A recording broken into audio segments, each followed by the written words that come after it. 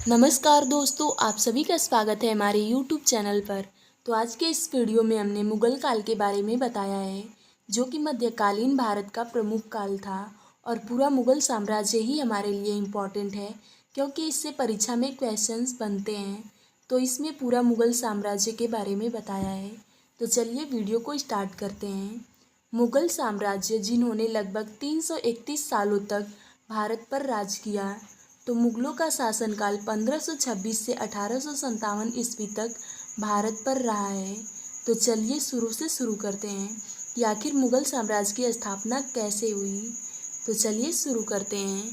जब लोधी वंश के अंतिम शासक इब्राहिम लोधी ने भारत देश में उत्पात मचा रखा था, तब मेवाड़ के शासक राणा सांगा ने बाबर को अफगानिस्तान से बुलाया था और बाबर ने आकर इब्राहिम लोदी को पानीपत के प्रथम युद्ध में हरा दिया था और यहीं से शुरू हुआ था मुगल साम्राज्य की स्थापना।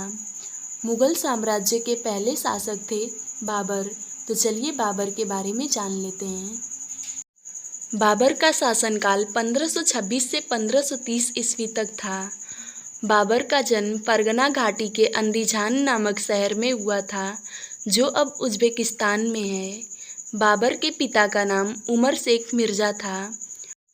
बाबर भारत में आकर 4 प्रमुख युद्ध लड़े।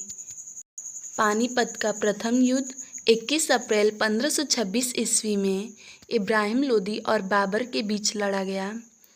दूसरा खानवा का युद्ध 17 मार्च 1527 ईस्वी, ये राणा सांगा और बाबर के बीच लड़ा गया।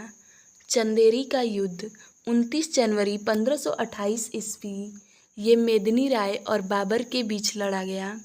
घाघरा का युद्ध 6 मई 1529 ईस्वी, अफगानों और बाबर के बीच लड़ाई हुई। बाबर के युद्ध बहुत ही इम्पोर्टेंट है, जो कि एग्जाम में पूछे जाते हैं। खानवा के युद्ध के बाद बाबर को गाजी की उपाधि दी गई थी। बाबर ने अपनी आत्मकथा बाबरनामा की रचना की थी। बाबर के 4 पुत्र हुए, हुमायूं, कामरान, अस्करी और हिंदाल। लगभग 48 वर्ष की आयु में आगरा में 1530 ईस्वी में बाबर की मौत हो गई। पहले बाबर के शव को आगरा में दफनाया गया, लेकिन बाद में उसे ले जाकर काबुल में दफना दिया गया। तो चलिए अगले शासक के बारे में जान लेते हैं। हुमायूं। हुमायूं का शासनकाल 1530 ईस्वी से 1556 ईस्वी तक था। 1530 में पिता की मृत्यु के बाद 23 साल की उम्र में हुमायूं राजगद्दी पर बैठा। हुमायूं का विवाह हमीदा बानो बेगम से हुआ, जिसने अकबर को जन्म दिया। हुमायूं के शासनकाल में शेरशाह सूरी ने जीटी रोड का निर्माण कराया था। हुमायूं की आत्मकथा हुमायूंनामा की रचना गुलबदन बेगम ने की थी। 1556 में शेर मंडल पुस्तकालय की सीढ़ियों से गिरकर हुमायूं की मृत्यु हो गई। अगले शासक के बारे में जान लेते हैं। अकबर। 1556 ईस्वी से 1605 ईस्वी तक अकबर का शासनकाल था, जो कि सबसे लंबा शासनकाल था अकबर का। अकबर का जन्म 1542 में अमरकोट पाकिस्तान में हुआ था। अकबर ने कम उम्र में ही पानीपत का द्वितीय युद्ध 1556 ईस्वी में सिकंदर सूरी के सेनापति हेमू को युद्ध में पराजित किया। अकबर का शासनकाल हिंदी साहित्य का स्वर्ण काल कहा जाता है। अकबर ने 1582 में दीन-ए-इलाही धर्म की स्थापना की। अकबर के दरबार में 9 रत्न थे। पहला बीरबल, दूसरा भगवान दास, तीसरा मान सिंह, चौथा अबुल फजल, पाँचवा अब्दुल रहीम खाने खाना, छठा मुल्ला दो प्याजा, सातवां तानसेन, आठवां टोडरमल, नौवां हकीम हकम। अकबर के कुछ महत्वपूर्ण कार्य के बारे में जान लेते हैं।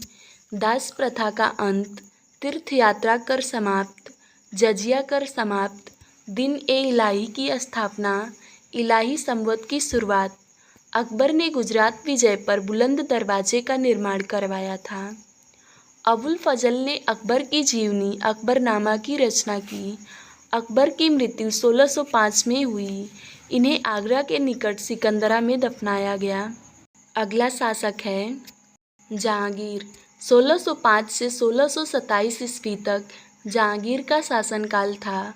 अकबर का पुत्र जहांगीर उर्फ सलीम के नाम से जाना जाता था। 1605 ईस्वी में राजगद्दी पर बैठा। जहांगीर के शासनकाल में 4 यूरोपीय यात्री भारत आए थे। उनका नाम है Hawkins, William Finch, sir Thomas Roe, Edward Terry. Jahangir का विवाह मेहरुन्निसा नूरजहां से हुआ था। जहांगीर के समय को चित्रकला का स्वर्ण काल कहा जाता है। जहांगीर के प्रमुख चित्रकार अबुल हसन थे। अगर वीडियो अच्छी लगे तो वीडियो को लाइक और हमारे चैनल को सब्सक्राइब जरूर कीजिए।